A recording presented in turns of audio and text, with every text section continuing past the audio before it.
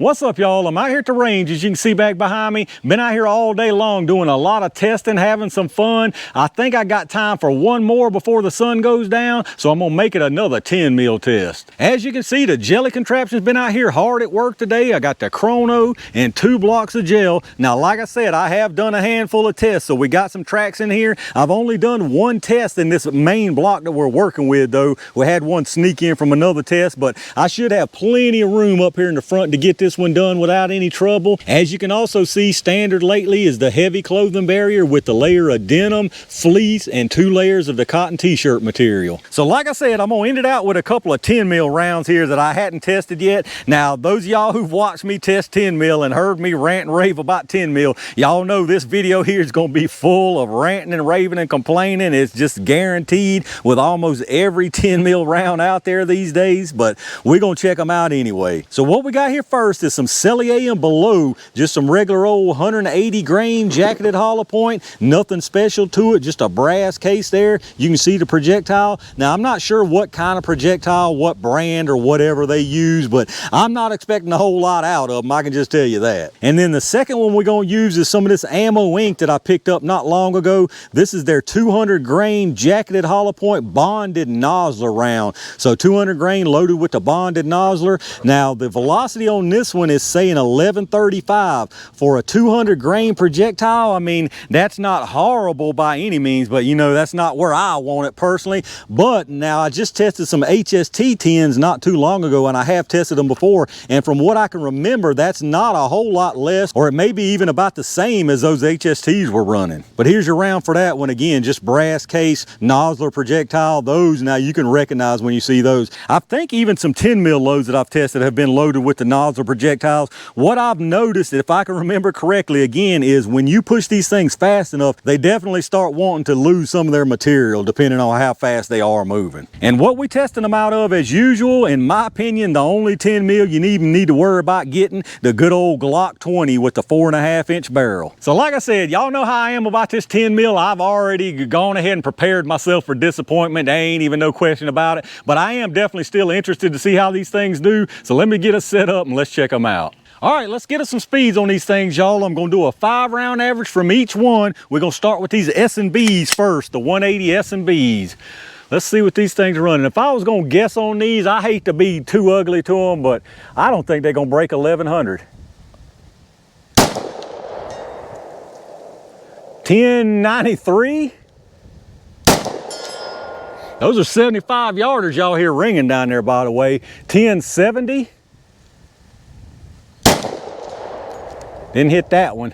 1083. 1070 again, and one more. And 1085. So like I said, we didn't even break 1100. Let me tell you something right now. That don't feel like a 10. That don't even feel like a 40 Smith & Wesson. Sub 1100 for 180 grain 10 mil is absolutely terrible. All right, y'all, so our 5-round average on this PreTENd millimeter is 1,080 feet per second. Extreme spread was 23, and your standard deviation was 10.1. So, like I said, 10 mil to 1,080 feet per second average from 180 grain. I mean, I ain't even got to tell some of y'all out there that know, that's just pathetic. But let me swap it up and let's check out them ammo inks. All right, y'all, let's check out this 200 grain ammo ink. Now, remember the box on this is saying 1135, so if it actually hits 1135, it's not absolutely tremendously horrible. It still ain't what I want for 10 mil, but I don't think we're gonna hit the 1135 even. So that's probably not even worth talking about.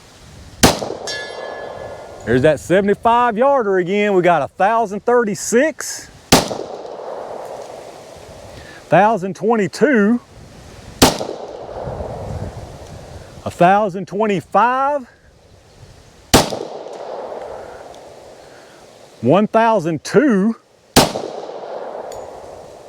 and 1,014. So a far cry from 1135. This is with a 200 grain projectile under 1100. Once again, another terrible 10 mil round. All right, so that time our 5-round average on those 200 grainers was 1,020 feet per second. Your extreme spread was 34 and your standard deviation was 12.6. Now, if you remember on those 180 grain S&Bs, it was 1,080. So you're only 60 feet per second faster with those 180 grains versus those 200 grain ammo inks. Those 200 ammo inks are absolutely horrible. Both of these things are absolutely horrible. Y'all know how I feel about them, so I ain't gonna keep on rolling on about that. Let me get this stuff reset and y'all know what time it is.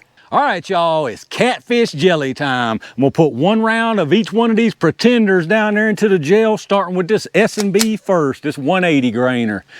I don't really know what to even think about these things as far as what they're gonna do in the gel. I hate to even guess because the speed is pretty pathetic, but it's right there at like a 40 Smith & Wesson kind of speed with a 180. So we might get okay results in the gel here. Let's see what it can do. All right, I think that was about where I wanted it. Let's go check that one out.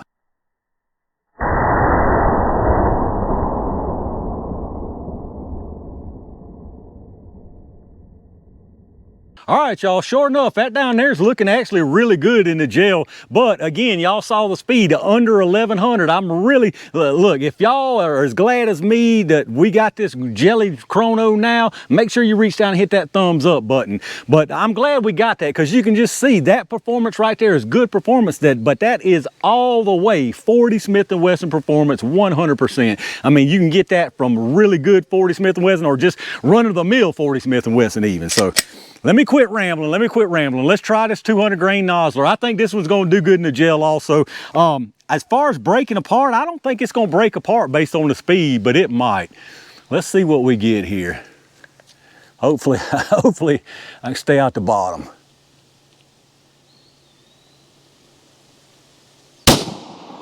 All right, I think that almost went exactly where I wanted it. Should be good to go. Let's go check it out.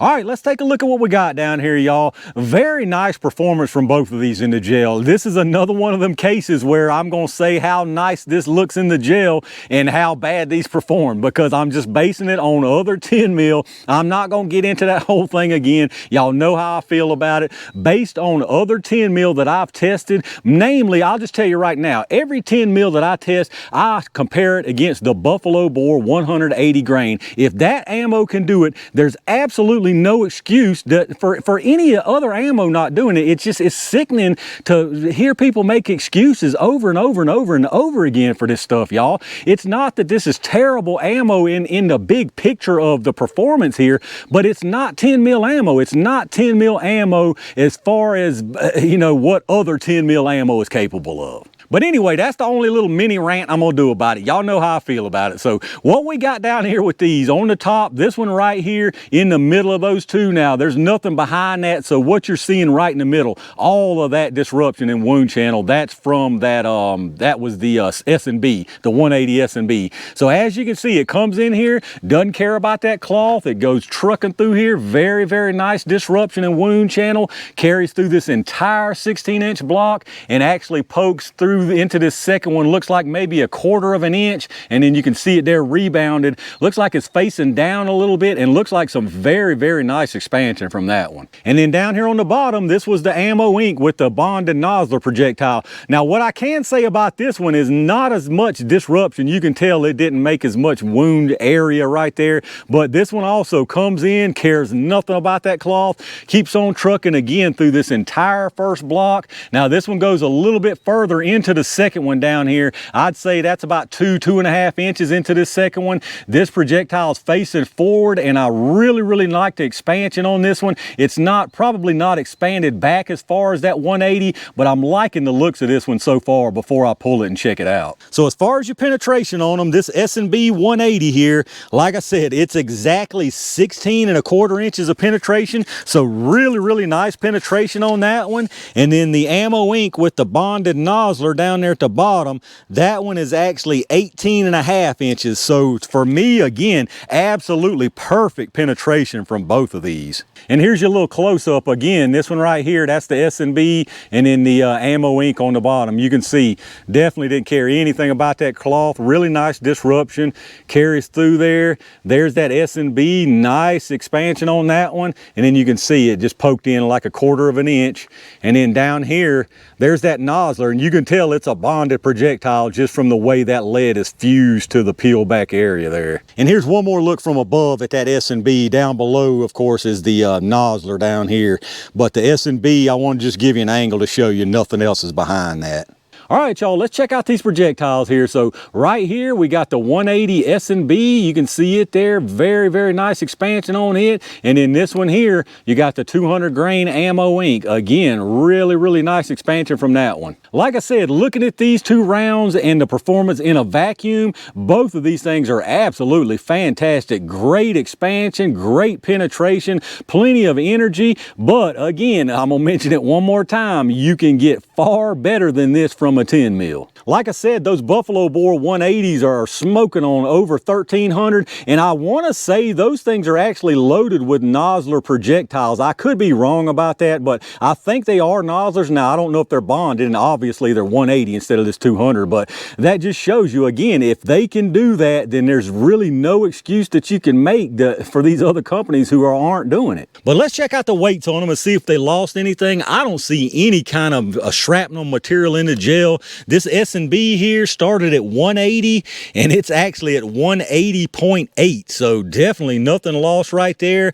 This ammo ink started at 200, and it's at 200.4, so no loss from either one of these, which in my opinion is a good thing. And then as far as the sizes on them, we'll do this S&B first. You got 637, 652, and 651, so really, really nice expansion from that one. And then on this 200 grain ammo ink, this one looks a little smaller to me. You got 609, 602, and 614. So again, very, very nice expansion, but definitely not as much as that 180 grain. And there you have it, y'all. The Sellier and Bellot and the ammo ink loaded with the Nosler bonded. And I'm gonna call them the same thing, more PreTENd millimeter, because in my opinion, this is just not up to 10 millimeter speed. Now, like I said, great performance right here looking at it alone, but for me, for a 10 millimeter, I want more than this, or I'm just not going to bother carrying a 10 millimeter.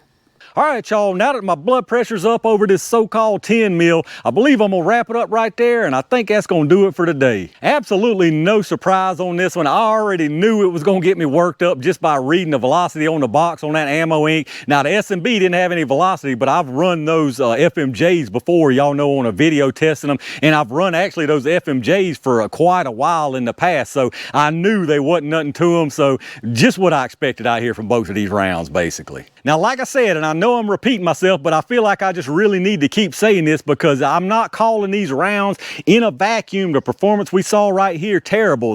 Just the opposite. They did great out here.